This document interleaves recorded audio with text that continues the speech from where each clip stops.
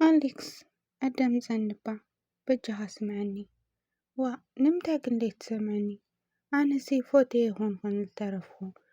ኣንቲ ግደፍኒ ካብ ገዛይ ዶ ትወፅለይ ኣነ ጭቕጭቕ ኣይደለኹን ክነብሮ ድስቲ በጃኺ ውፅለይ ካብ ገዛይ ሰላም ናይ ቻናለይ ተኸታተልቲ ከመይ ኢኹም ደሕና ዲኹም ከመይ ውዕልኩም ከመይ ኣምሽኹም ኣነ ሰላም ኣምላኽ ይመስገን ብብናእኹምዎ ሰላምኩም ብዛሕ ትረፍ የለለይ እና ክቡራት ያው ነዛ ቻናል ሓደስቲ ትኾንኩም ላይክ ሰብስክራይብ ብምግባር ቤተሰብ ሆኑ ቤተሰብ ድማ ላይክ ናናፅሬቶኹም ኣብ ኮሜንት ማማጥ መበረታዕኹም ኣይፈለየን ማለት እዩ ክቡራተይ ስለ ትገብሩለይ መበረታዕ ይቀኒየለይ እግዚአብሔር ያክብረለይ ንበልኩም ሎም ማዓንቲ ደማ ማለት እዩ ሃምብል ሞድ አሌክስ ቤቲ ሕዝና መፅናንሕና ማለት እዩ እንግዲህ ኣብ መንጎኦም ዝተፈጠረ ነገር ሁላትና ንፈልጦ ኮይኑ ያው ፕሮግራም ገይሩ ንዓውሉ ፕሮግራም ከም ዝገበረ ፕሮግራም ድማ ንሳ ከም ዝተረፈት ብዙሕ ወጪ ብዙ ከም ዝተረፈት ካብኡ ድማ ንተወሰነ ግዜ ከይትቀርበኒ ንፈላለይ ትብሎ ነብራ ማለት እዩ ቤተሰብ አይደኖ ብቻ እንታይ እትፀገም ልብል አይደኖ እንድዒ ቤተሰብ ግን አሌክስ ብጥዕና ኢኹም ዶ ትሓስቡ በእውነት ሓቂ ቤተሰብ ሎማዓንቲ ምስ ቤቲ ነጋ ምስልሊ ሎማዓንቲ ምስ ቤቲ ክርደአኒ ካለይ ብቻ እንታይ ኢልኾነሎ ምንም በእውነት ዋላ እኳ ናይ ሎማዓንቲ እንትን ልወለ ነገር በቃ ና ብዙሕ ዓይነት ገፅ ብምርኣዩ ደስ ኢሉኒ ሓቂ ንምንጋር ማለት እዩ ግን ያን ማክል ግን ቤተሰብ ያን ማክል እንትን ማለት ከቢድ እዩ ማለት በቃ ንምንታይ መፅኺ ንገዛይስ ንምንታይ መፅኺ ይብላ ማለት ይሳውን ከናግረካ ደልየ ተኸንካ ደኣ ከምዚ ትብላኻኒ ትብሎ ማለት እዩ ቤተሰብ እሱ ድማ እንታይ ተናግርኒ እንድሕደርክንኸ ንምንታይ ናብ ደገ ወይ ለይትድውለይ ወይ ቴክስት ለይትፅሕፍለይ ንምንታይ ገዛ መፅኺ ትርብሽ ደቂ ስኖ ቆልዓ ጫውጫዋይ ትብል ኣነ ሰላም እየ ልደሊ ንምንታይ እባ ገዛይ ትረብሻለይ ይብለን ማለት እዩ ንክልተን ያው እንታይ እሞ ክገብር ኣነ እሺ መፅያትኒ ኮነ ኢላ ትርብሽ እንድያ ትመፅላ ትብል ማለት እዩ ኢልና ንሳ ድማ ኣነ ክርብሽ ኣይመፀኹ ግን ናታ ጉድ ክነግረካ እየ መፀ ናይ ምንታይ ጉድ ኣይሰምዐክን ክሰምዕ እውን ኣይደልን ይብላ ማለት እዩ ኣዳምፀኒ ስምዐኒ ኣነ ለይመፃ ኩሉ ናብቲ ፕሮግራም ምክንያት ኣለኒ መጀመርያ ግን ብጥርጣሬ ክናገር ኣይደለኹ ይኸዚ ግን መረጃ ስለለለኒ ክናገረካ እየ መፀ ትብሎ ማለት እዩና ሓሻይ ትሓሽኺ ይብላ ማለት ስለል ሓሽኺ ይብላ ማለት እዩና ሊሊኣ ብሰብ ገይራ ተፈራርሐኒ ነብራ ናብቲ ፕሮግራም ትኸይድኺ ንኣሌክስ ሓደ ነገር ክብሮ እየ ኢላ ብሰብ ተፈራርሐኒ ነብራ ትብል ማለት እዩ ቤተሰብ ለይእምን ነገር ሊልስ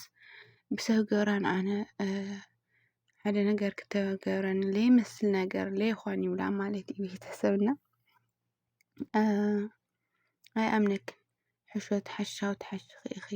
ካልእ ሕሾት ለይትሕሽው ንምንታይ ከምዚ ዓይነት ሕሾት ትሕሽው ይብላ ማለት እዩ ቤተሰብ ኦማይ ጋድ ከምዚ ዓይነት በዘራቸው ይድረስ በነገራችን ላይ ማለት እዩ በነገራችን ላይ በነገራችን ላይ ይህን እንደዚህ አይነት ነገር በዘራቸው ይድረስ ቅሌት ትለካለ ሀምዚ በእውነት ቤተሰብ ማለት እና ሓሽኺ ሊልሲ ዋላ እኳ ጥፋታት ይሃልያ ዋላ እኳ ሕማቅ ትግባር ግን ጨክና ሊሊ ኣየይ ብሰብ ሓደ ነገር የተገበረኒ ለይኾን ነገር እዚ በዓል ክልጠን ተስኸዮ ነገር እዩላ ማለት እዩ ቤተሰብና ለይኾን ነገር እዩ ኣነ ከም ዝጠርጠርኽዎ ግን ፍቅረኛ ክድዩ ከይትኸድልኪ ፍቅረኛ ክድዩ ዳኡ ትኸይድክሲ ሓደ ነገር ገብሮ ንዕኡ እዩ ልክ ልኾን ሊሊ ደኣ ኖ ከምኡ ለይትብለኪ ይብላ ማለት እዩ ቤተሰብና ኦረዲ ካብ ልገርመኩም ነገር ቤቲ እቲ ነገርቲ ሓቂ ንምንጋር በቃ ንዑ ንምቅርራብ እሱ ስለረሓቓን ንምቅርራብ ክጥጦላ ተኽጥጥ ይበሃልቲ ኣነ ማለት እዩ ሃም ኣነ هم الحاسقو أنا مالتي بيت سنة سجن كسامعي خالي بزقت أمجن أنا سلام يدلي له جزء ما بنا خصتي ولا ودا أميتي كعرفه له يقولوا مالتي إنه وصلي وهو كخمسي محرنا وصلي كل اللي بيتسم أنا وصلي كجزء بمالت أنتني لا نوري لون وصي أنا دا كري كله قدامي يدخل حنله توسعت له مالتي سؤال صون لا أنا سيبس حزق زي سكا قلت خن مرحق دس مالني يقولوا مالتي بيتسم كهلت خن مرحق جن جزء قد فنايك رحنايك خادي يقولوا مالتي بيتسم جن هون حمام دحامي مسركم بيتسم أيرد أني يقع سويتون كقدف نزاون كقدف مالتي بيتسمنا بك خزسي قدف نوزي أي أمنك يبلامو أليكس نجا كاتعسك أي قدفت له مالتي إنه أي أحسن بس حس قدي سي أريدون السخسي إني للو كان سي أي أمنا يوقع بس إحنا قاسة تكبرنا رتي أمنا أنا أمنت لين سا يبلام مالتي إنه تغبى قلت تلتلو مالتي إنه تغبى قلت تلقيرير تل مالتي له مالتي استلما وكغير سندية سوكو قديتاكو يغير سوهن لك غير إنه هدي بسرو نايسة فتصم كيد لي يلا مالتي السلنا وذنا غرز حق مكان نجا استمع خاجن كتعسك إنجا واي ولخا أيتملسون ولا تفارحو مالتي نونا تشكري ولي أكيد كاجا زي خدي كارف يدلهو تقعد يدلهوني يلا مالتي إنه ليلون بنادو كفله تايمو بنادي ستخدم سحنا تلا مالتي أيدي اللي تلسون أما بني في الحلي سخون تقعد لي نابونا كدي ولا مالتي السنة ቤተሰብ ብቻ ግን ናይ ልድሊ እንትንው ኣይ እንትና ይወለደሎ ሓቅ ምንጋር ማለት እዩ ናይ ልልለ ኣመነሉ ይደሎ ማለት እዩ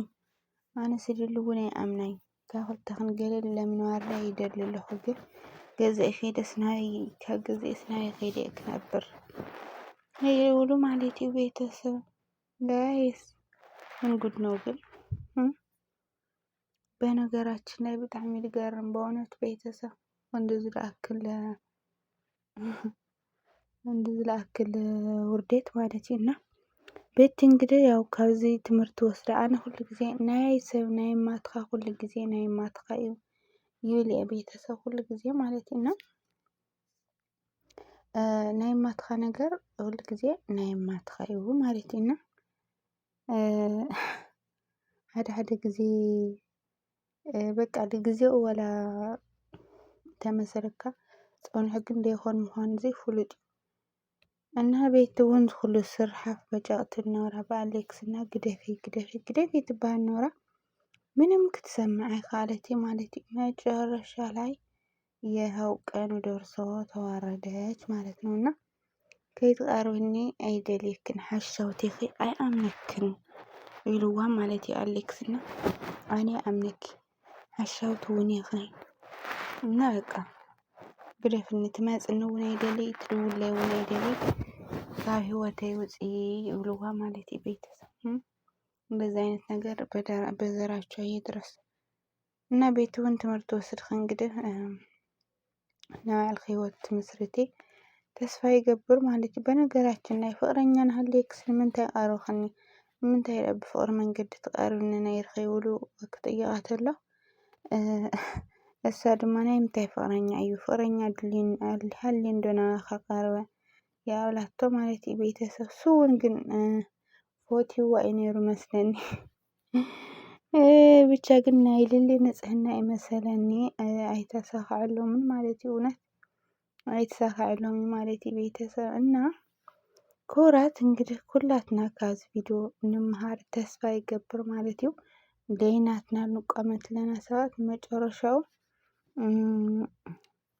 በቃ ደይናትካ ሲል ደይናትካ ምዃኑ ናይ ሰብ ነገር ሲል ደይናትካ ምዃኑ መጨረሻው ዞሩ ሰብኣይስ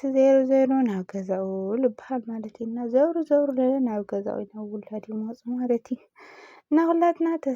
ያኔ ንምሃረሉ ተስፋ ይገብር ማለት እዩ ቪድዮ እዚ እና ኩራት ናይ ልማንቲ ቪድዮና እዚ ይመስል ነውሩ ቀጻሊ ቪድዮ እስካብ ንራኸብ ሰሰናይ ናውልከ ብዝክሳናትኩም ሰሰናይ ጽቡቅ تطعموا ماما تشاو نبلنا عخم نالخو بزكساناتكم. باي باي كراتي.